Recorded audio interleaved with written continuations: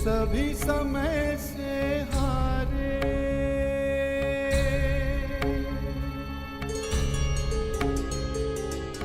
समय ऐसी शक्ति है, सभी समय से हारे।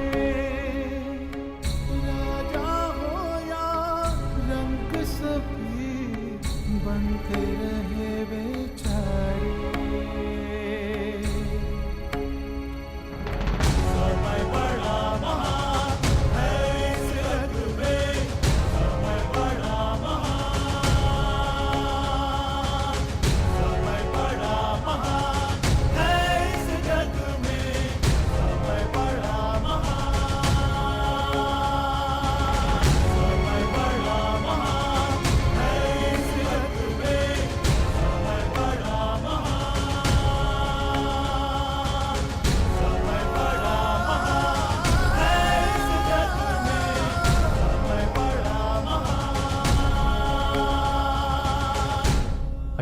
वर्ष पश्चात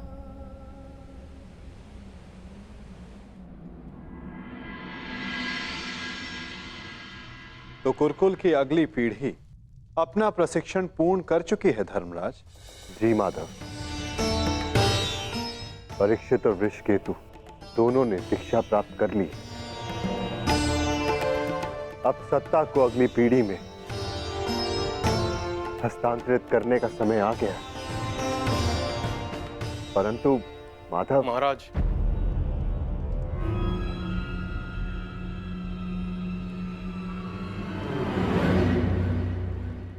कहो। एक दुखद समाचार है महाराज।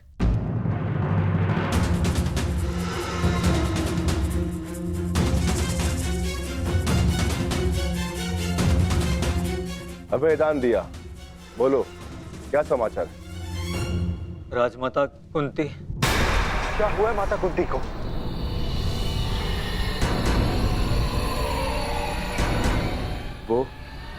वो कुशल तो है ना? जिस वन में राजमाता कुंती, महाराज धृतराष्ट्र और महारानी गांधारी निवास कर रहे थे, वहां भयंकर अग्निकांड हुआ है।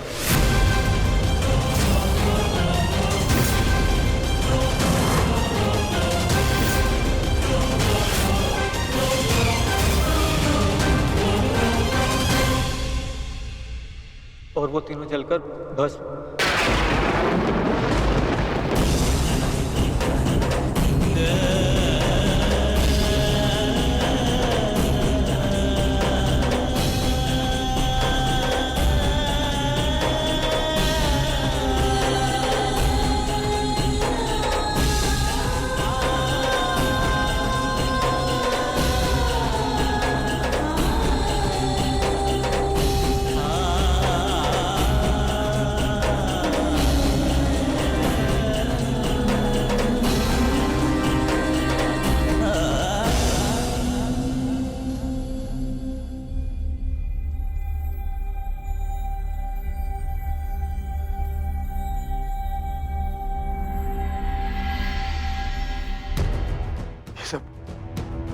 ये सब क्या हो गया माधव?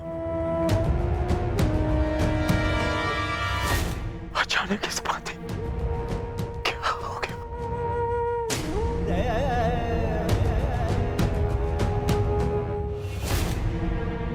जो संसार में आया है उसे जाना ही है। महत्वपूर्ण ये है कि वो अपने जीवन से क्या लेकर गए और इस संसार को क्या देकर गए।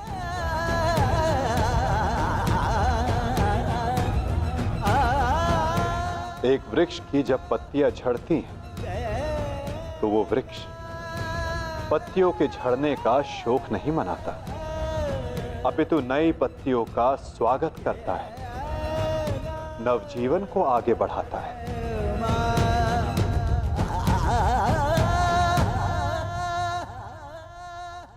आप सब स्वयं को संभालिए।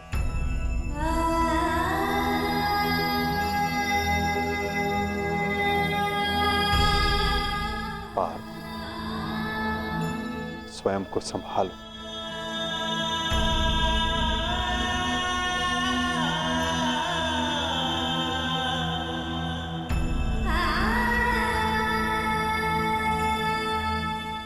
धर्मराज, आपने अपना हर कर्तव्य, हर उत्तरदायित्व कुशलतापूर्वक पूर्ण किया है और परिवर्तन का जो वचन आपने दिया था उसे भी पूर्ण किया।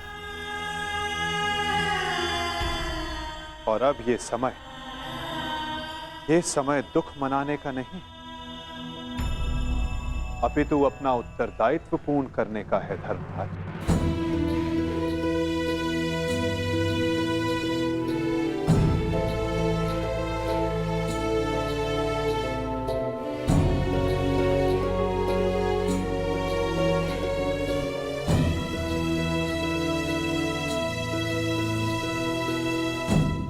नई पीढ़ी का स्वागत करने के लिए सज्ज हो जाओ। समय आ गया है कि हस्तिनापुर के नए युवराज को प्रजा के समक्ष प्रस्तुत किया जाए।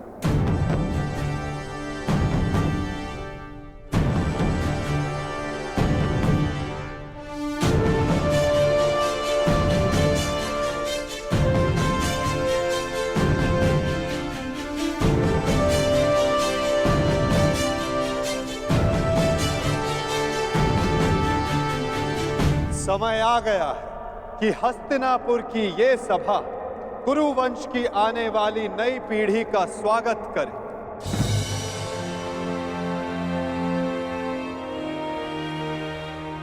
हस्तिनापुर के 2 महारथी, 2 युवराज,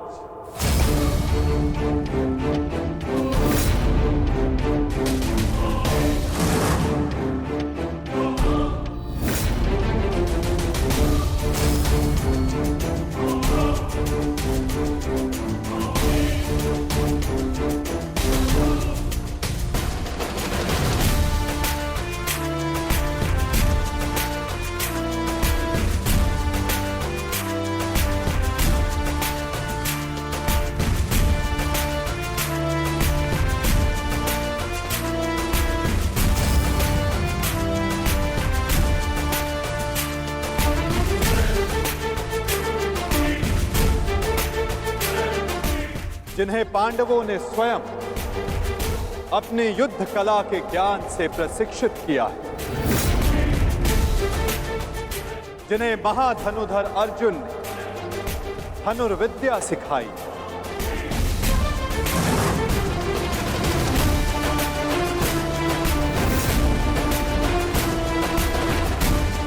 जिन्हें महाबली भीम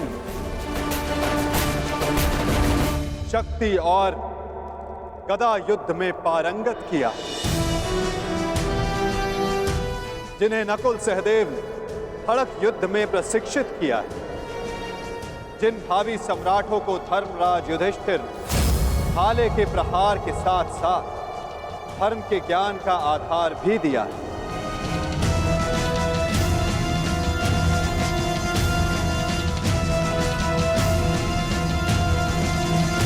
अब भारत के नए शासक तैयार हो चुके हैं।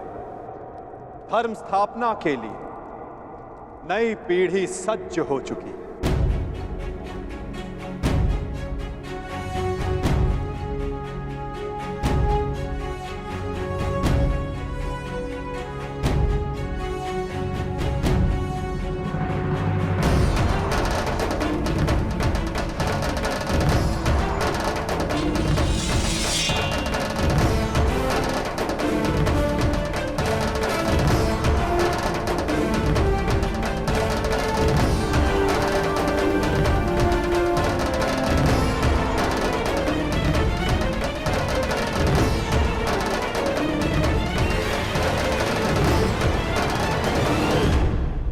तो स्वागत कीजिए अभिमन्यु पुत्र अर्जुन पौत्र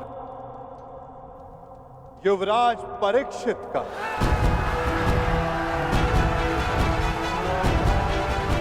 युवराज परीक्षित की, युवराज परीक्षित की, युवराज परीक्षित की, युवराज परीक्षित की, युवराज परीक्षित की,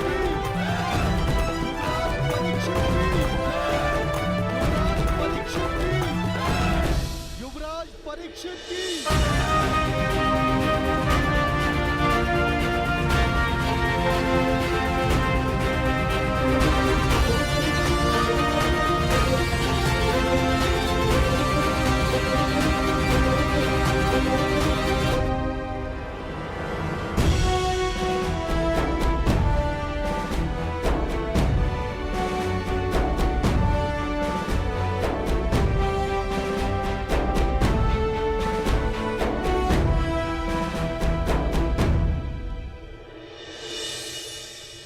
और अब स्वागत कीजिए राधे कर्ण पुत्र युवराज वृषकेतु का। युवराज वृषकेतु की, युवराज वृषकेतु की, युवराज वृषकेतु की, युवराज वृषकेतु की, युवराज वृषकेतु की, युवराज वृषकेतु की, युवराज वृषकेतु की।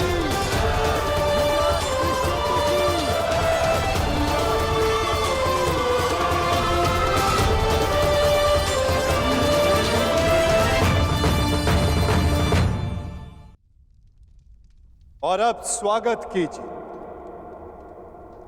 राधे कर्ण पुत्र युवराज वृषकेतु का। युवराज वृषकेतु की, युवराज वृषकेतु की, युवराज वृषकेतु की, युवराज वृषकेतु की, युवराज वृषकेतु की, युवराज वृषकेतु की।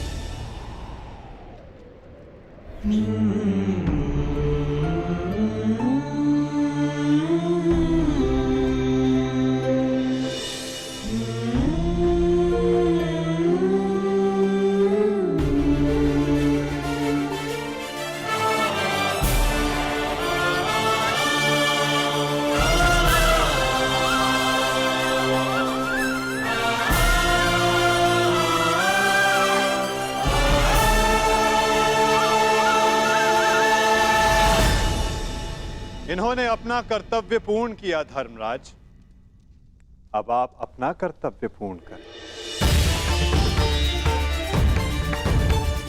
एक सम्राट का कर्तव्य होता है कि वो अपने उत्तराधिकारी को निष्पक्ष होकर चुने। केवल बल ही नहीं, बुद्धि प्रवीण हो, न्याय उचित, धर्म उचित हो। और मेरा धर्म ये कहता है, न्याय और धर्म अनुसार हस्तिनापुर नरेश मेरे ज्येष्ठ भ्राता कर्ण के पुत्र वृषकेतु हो। युवराज वृषकेतु की, युवराज वृषकेतु की, युवराज वृषकेतु की,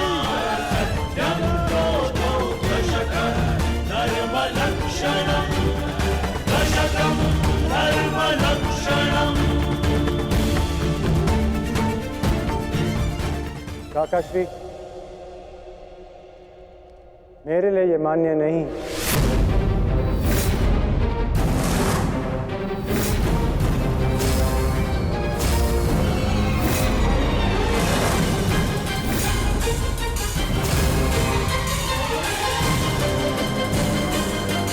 पुत्र, सम्राट आपका न्याय उचित है, परंतु परीक्षित मुझसे ज्येष्ठ हैं, इसलिए न्याय अनुसार और धर्म अनुसार हस्तिनापुर के सम्राट केवल और केवल परीक्षित ही होने चाहिए।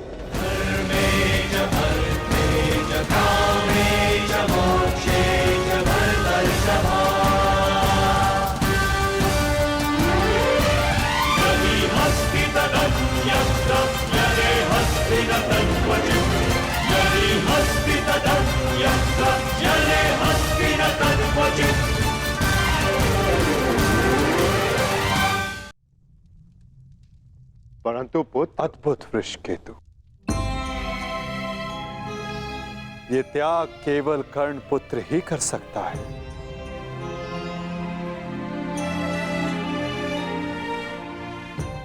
इस सभा ने छल देखा, बल देखा, नारी का दंभ भी देखा, और आज बंधु प्रेम और त्याग देख रहा है।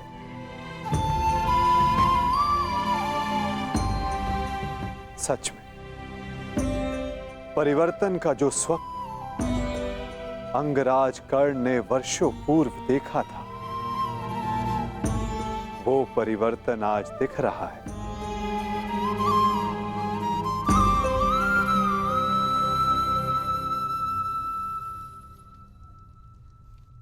धर्मराज युधिष्ठिर को न्याय उचित घोषणा ही करनी चाहिए।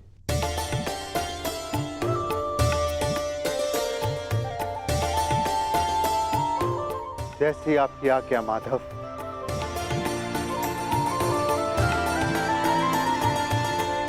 युवराज परीक्षित को हस्तिनापुर का सम्राट घोषित किया जाता है। युवराज परीक्षित की, युवराज परीक्षित की, युवराज परीक्षित की, युवराज परीक्षित की, युवराज परीक्षित की। परंतु ये अपूर्ण न्याय होगा। न्याय उचित यही होगा कि अंग पर ज्येष्ठ कर्ण के पश्चात अधिकार वृषकेतु का है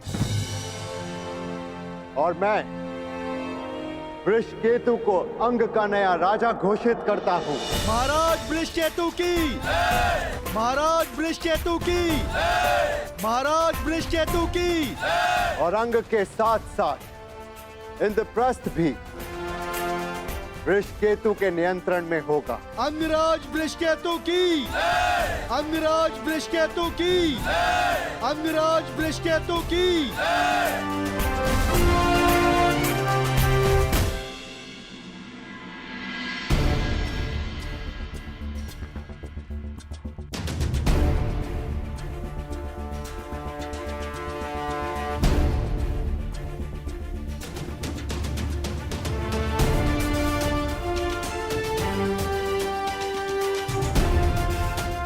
सच हो। मैं तो आरंभ से ही सज्ज हूं।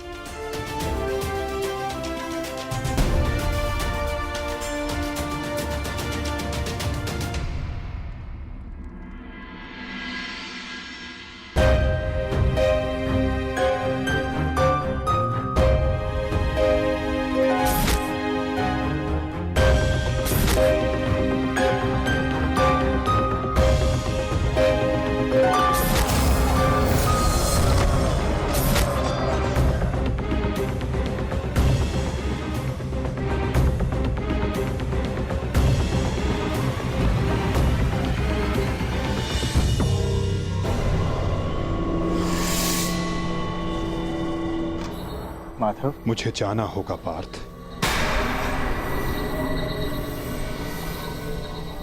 परंतु माधव। नहीं पार्थ, नियति मुझे पुकार रही है।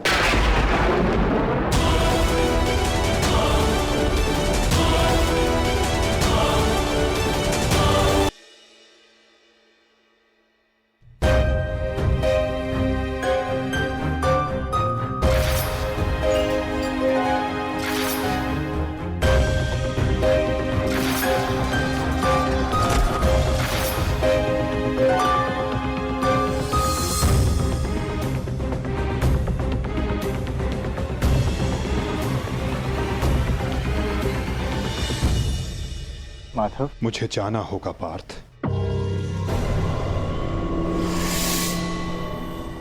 परंतु माधव। नहीं पार्थ, नियति मुझे पुकार रही है।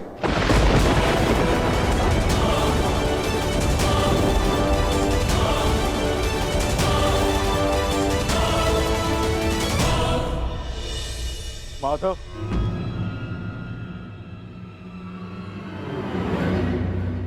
आपने बताया नहीं कि अचानक ऐसा क्या हुआ जो आप जा रहे हैं। प्रथम बार आपके मुख पर यह पीड़ा देख रहा। यही तो जीवन है पार्थ।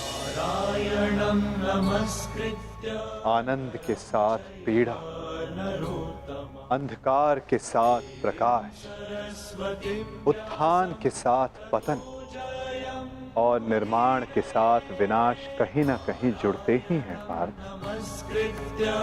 आज हस्तिनापुर में नया आरंभ हुआ है, परंतु मुझे जाना होगा पार्थ, ताकि मैं एक अंत को, एक विनाश को रोकने का प्रयास कर सकूं। तो फिर मुझे भी अपने साथ ले चलिए माधव।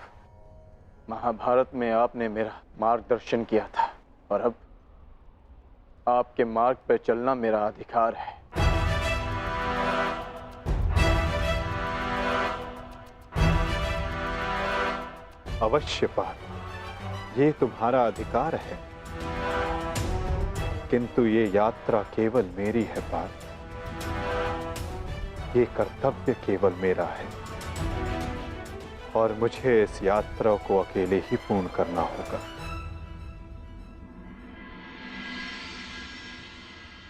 अब मुझे जाना होगा पार्थ। स्वास्थ्य।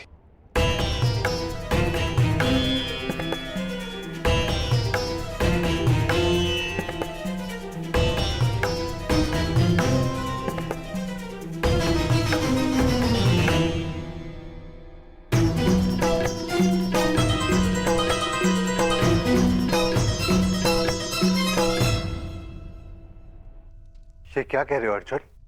हाँ ज्येष्ठ, पहली बार मुझे माधव की कोई बात समझ में नहीं आई, परंतु इतना निश्चित है कि कुछ भयावह घटित होने का संकेत दिया उन्होंने मुझे।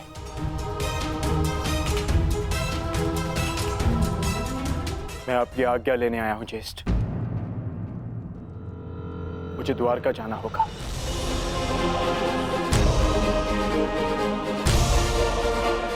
यदि हम माधव के कुछ काम आ सकते हैं तो इससे अधिक सौभाग्य की बात हमारे लिए और क्या होगी। शीघ्र द्वारका पहुंचो।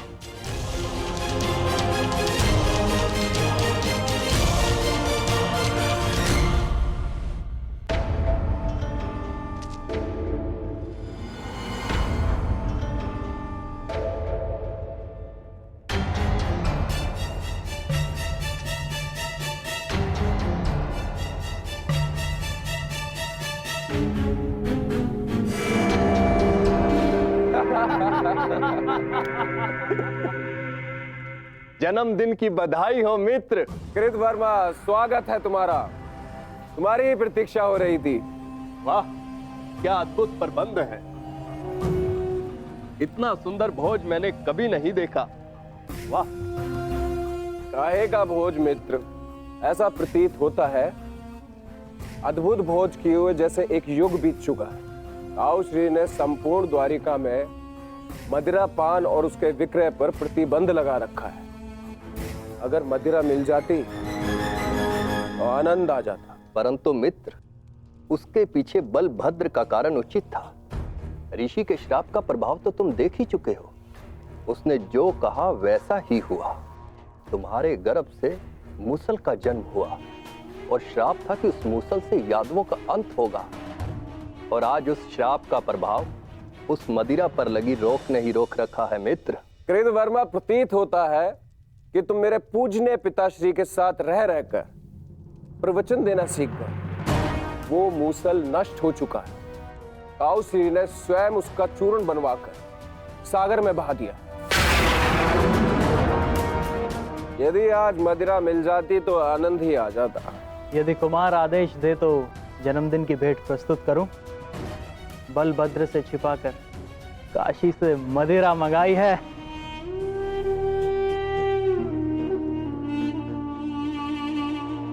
देखा कृतवर्मा, इसको कहते हैं जन्मदिन का उपहार। ये है मेरा सच्चा मित्र। आज मनेगा आनंद उत्सव।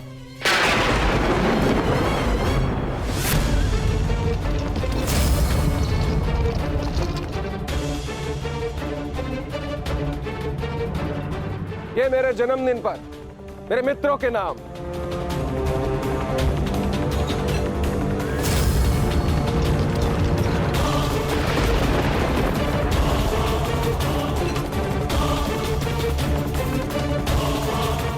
रुक जाइए आर्य।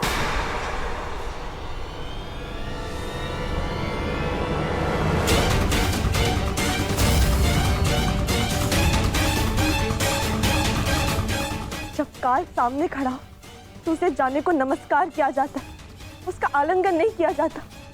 ये मदिरा काल है आर्य, इसे ग्रहण ना करें। कृतवर्मा, एक बात तो माननी ही पड़ेगी। मेरे पिता श्री वासुदेव महान है। जो उनकी संगति में आता है वो भाषण देना तो सीख ही जाता है। लक्ष्मणा, यहाँ पर स्त्रियों का आना वर्जित है। ये केवल पुरुषों के लिए। राजमहल वापस लौट जाओ।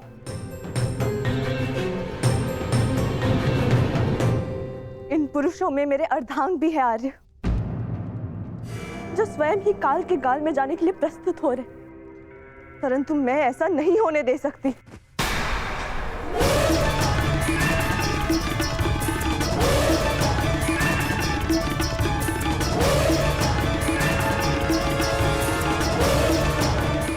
लक्ष्मणा,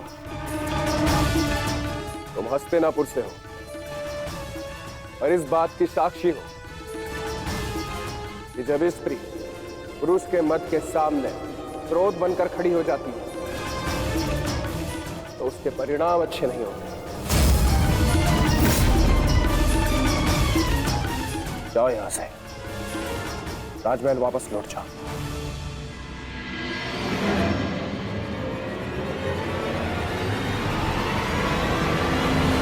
मैंने कहा राजमहल वापस जाओ।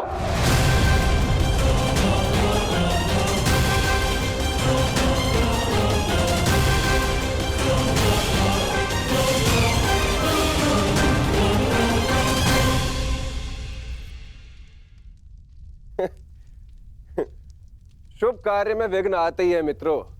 इससे पूर्व कोई दूसरा विघ्न आए, इस दुर्लभ मदिरा को ग्रहण करो।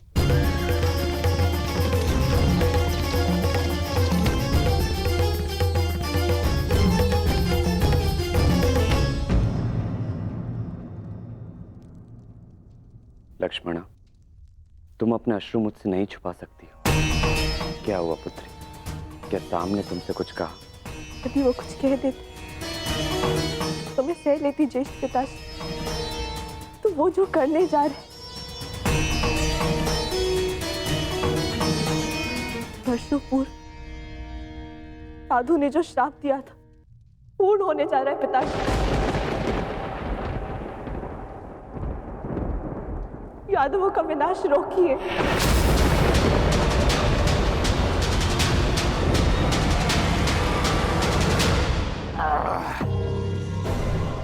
अद्भुत! आज मदिरा मिली पीने को, वो भी मन भर के। वाह!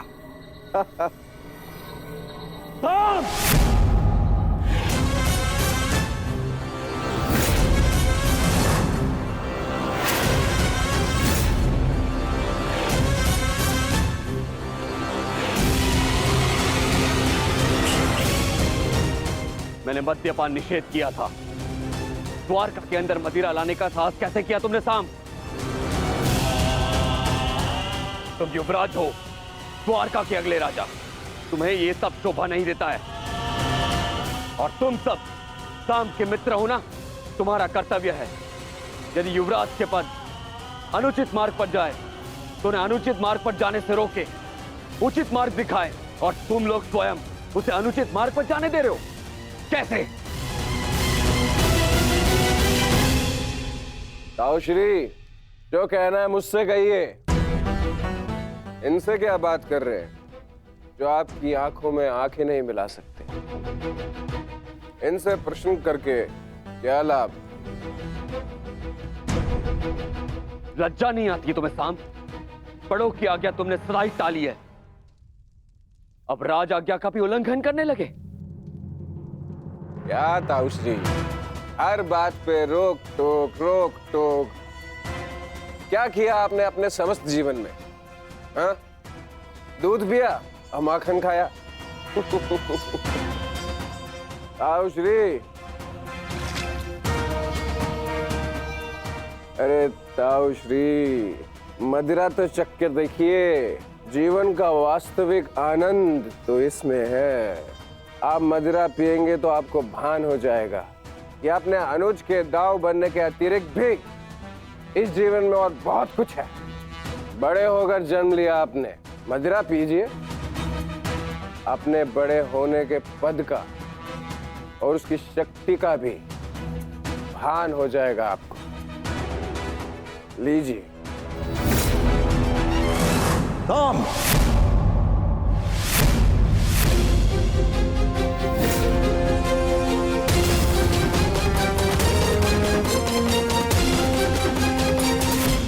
दाऊ का अपमान करने का दुस्साहस मत करना।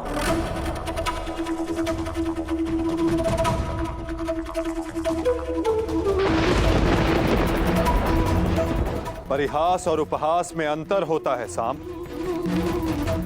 परिहास संग में उपस्थित सबको आनंद देता है और उपहास किसी एक को पीड़ा देता है। और तुम्हारा उपहास इस समय जिनको पीड़ा दे रहा है वो मेरे ज्येष्ठ भ्राता है, मेरे दाऊ है साम।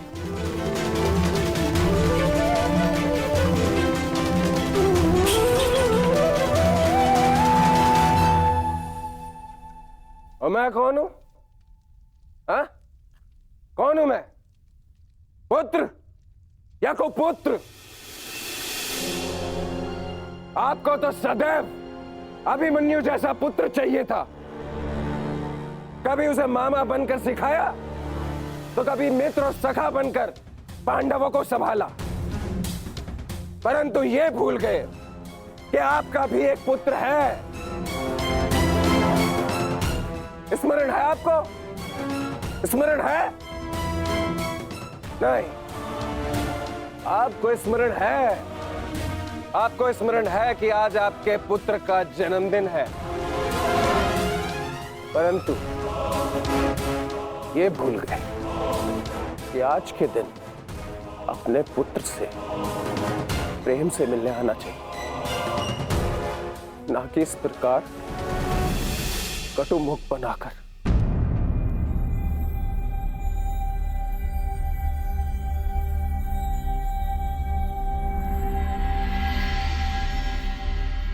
ये उत्सव संपन्न हुआ, आप सब जाओ यहां से। कोई नहीं जाएगा। ये उत्सव मैंने रखा है और ये कब संपन्न होगा इसे मैं निर्धारित करूंगा।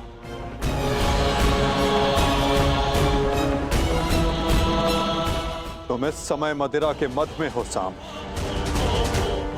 ये समय वार्तालाप करने के लिए उचित नहीं है। जाओ, जाकर विश्राम करो।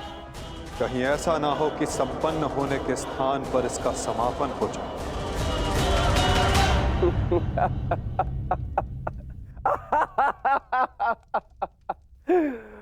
मत में तो अंधे आप भी है वासुदेव।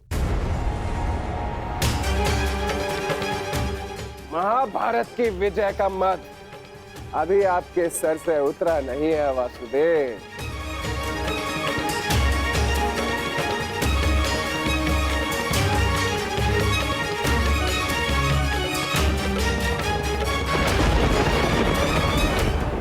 उचित कहा सामने वासुदेव। ना आप महाभारत की विजय से विमुख हो पा रहे हैं और ना पांडवों के प्रति प्रेम से।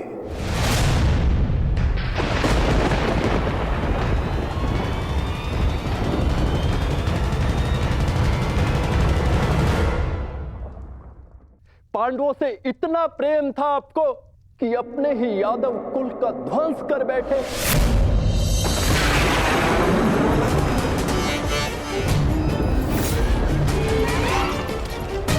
अपने ही कुल की यादव सेना का, नारायणी सेना का उन पांडवों के हाथों विध्वंस करवाते रहे और उस अर्जुन को गीता का ज्ञान दिया और भोले भाले यादवों के रक्त से कुरुक्षेत्र को नहलाते रहे और बताते रहे उस अर्जुन को कहां कौन सा अस्त्र चलाना है। क्यों वासुदेव? क्यों? अपने सखा के लिए, अर्जुन के लिए? क्यों? क्यों इतना प्रिय है वो आपको? क्यों? कभी कभी मुझे लगता है कि ये सखा और ये सखी ये सब नाटक है।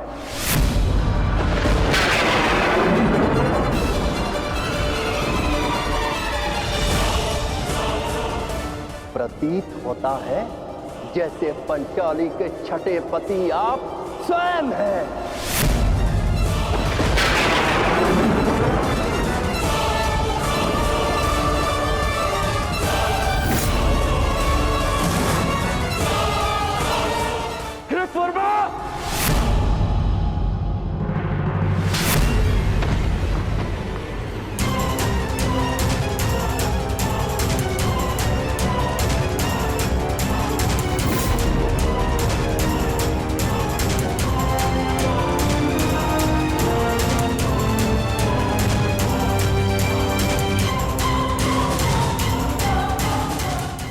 ध्यान रहे, महाभारत इसलिए हुई थी कि एक निर्दोष स्त्री पर लांछन लगाया गया था। यदि कान्हा के चरित्र के विषय में किसी ने भी अपशब्द कहा तो इसी क्षण और एक महाभारत का आह्वान कर बैठूंगा मैं।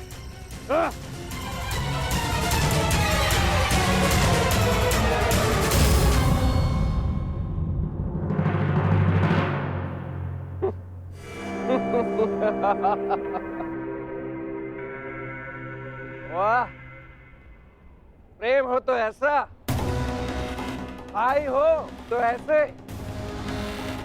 एक को कुछ कहो तो दूसरे का हाथ उठता है, परंतु ताऊश्री आप भूल रहे हैं, कृत वर्मा मेरे लिए भाई समान।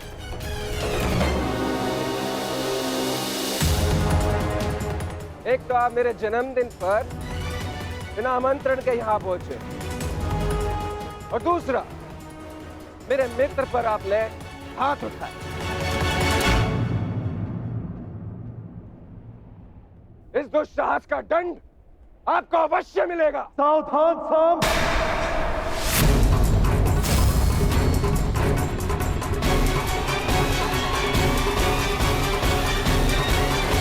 लगता है जैसे पंचाली के छठे पति आप स्वयं हैं।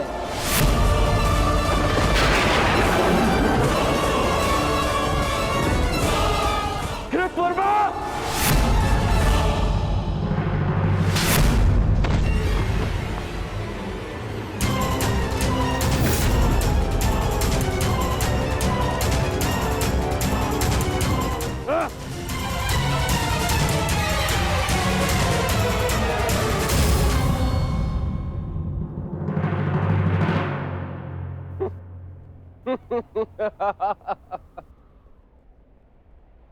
एक तो आप मेरे जन्मदिन पर बिना आमंत्रण के यहाँ पहुंचे, और दूसरा मेरे मित्र पर आपने हाथ उठाए।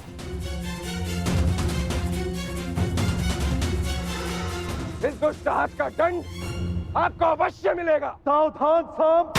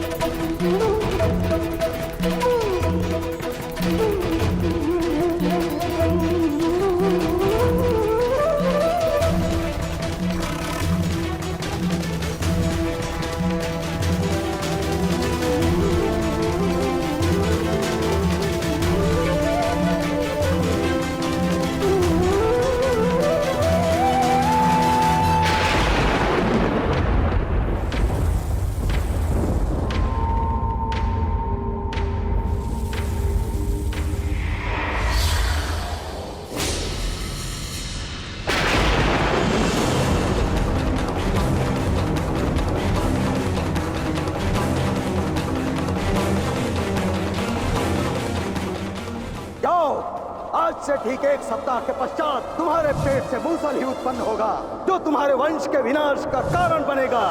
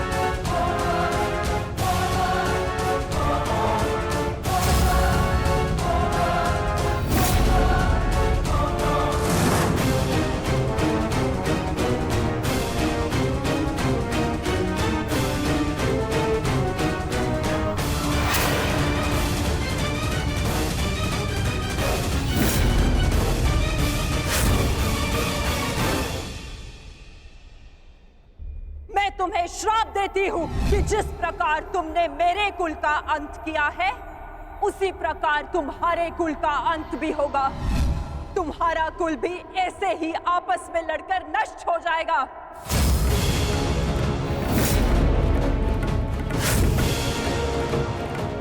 मैंने कहा था गांधार नंदिनी से कि श्राप नहीं, पाप मनुष्यों के नाश का कारण बनता है। आज यादवों के पाप उनके नाश का कारण बनेंगे।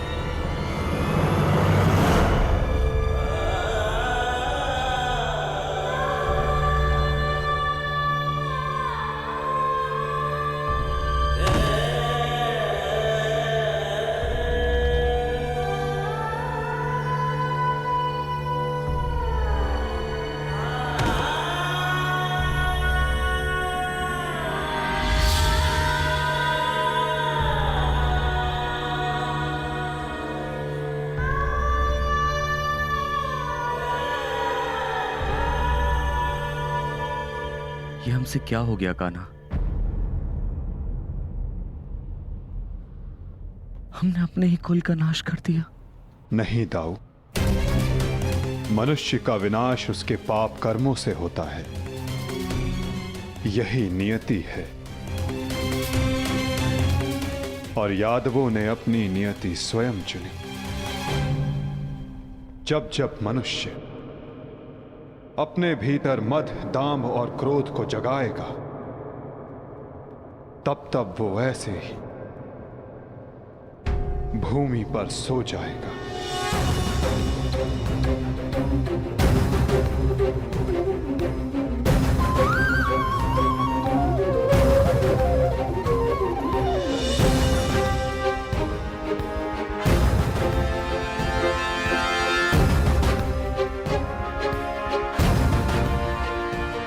ये विनाश संसार के लिए एक उदाहरण होगा कि मद से उपजित क्रोध सदैव अपना और अपनों का सर्वनाश करता है। दाऊ, माता गांधारी का श्राप और यादवों के पाप ने दोनों ने मिलकर सब समाप्त कर दिया। दाऊ, किंतु इन सब का अर्थ क्या है कान्हा?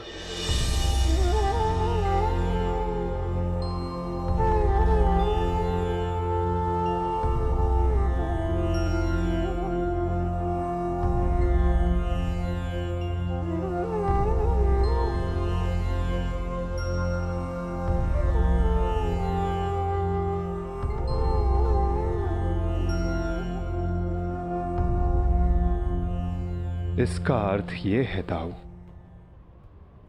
कि हमारा कार्य पूर्ण हुआ, कि हमारे जाने का समय हो गया है। हमारे जीवन का लक्ष्य अब पूर्ण हो गया है।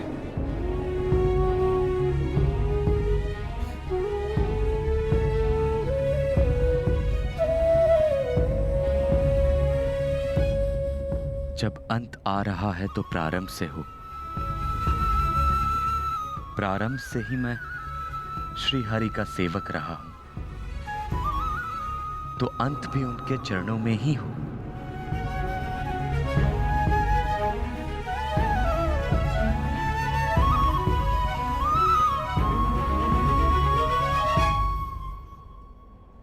नमो भगवते वासुदेवाय।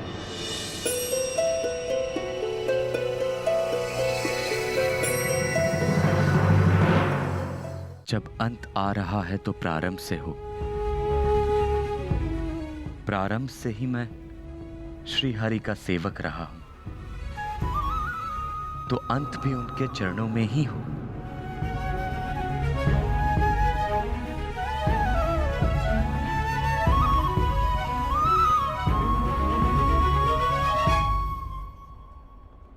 नमो भगवते वासुदेवाय।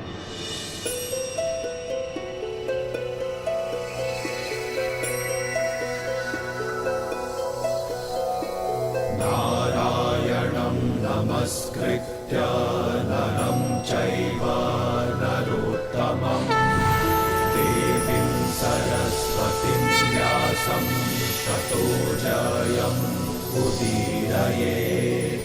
नारायणं नमस्कृत्य नरं चैव नरोत्तमं देवीं सरस्वतीं व्यासं ततो जयम् नमस्कृत्य नरं चैव नरोत्तमं देवीं सरस्वतीं व्यासं ततो जयम् उदीरयेत्।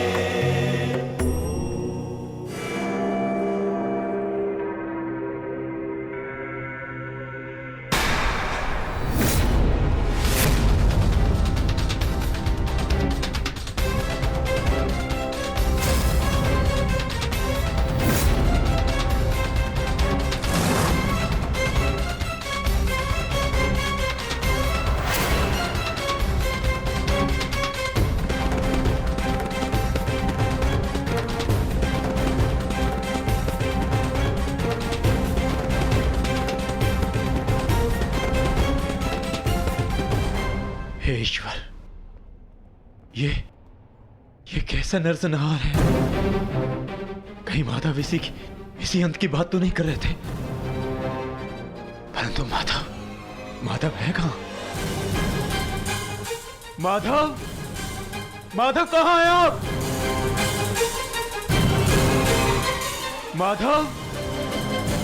माधव कहां हैं आप?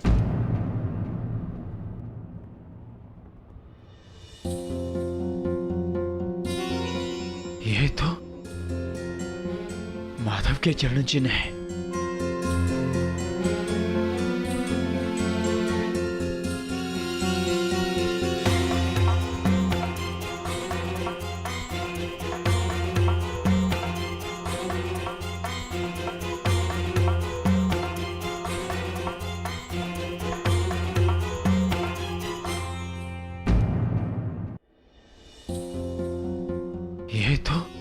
माधव के चरण चिन्ह है।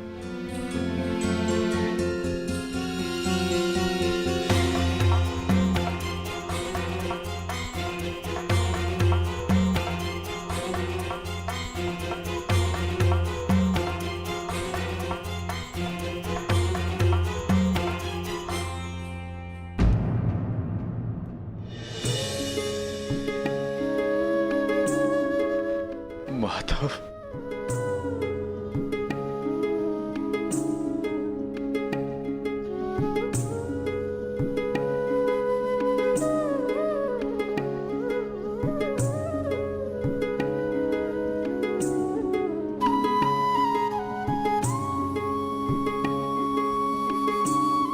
आओ पार्थ, तुम्हारी ही प्रतीक्षा थी।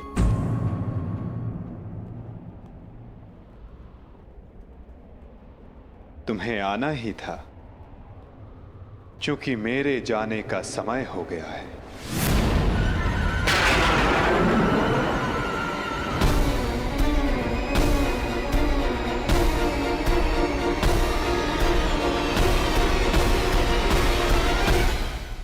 यह सब क्या हो गया माधव?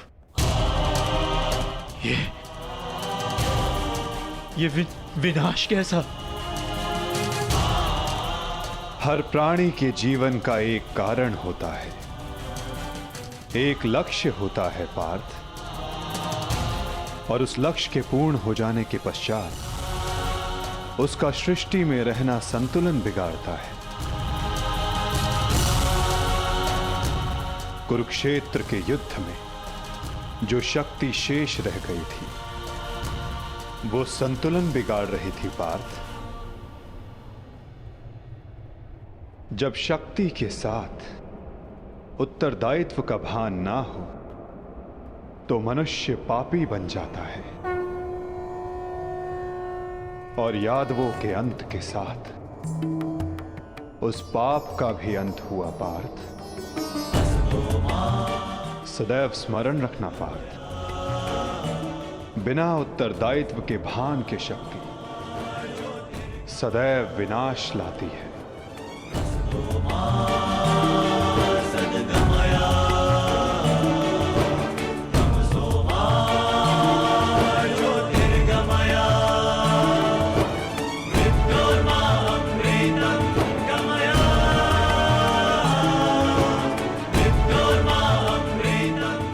मेरे लिए क्या आदेश है माधव?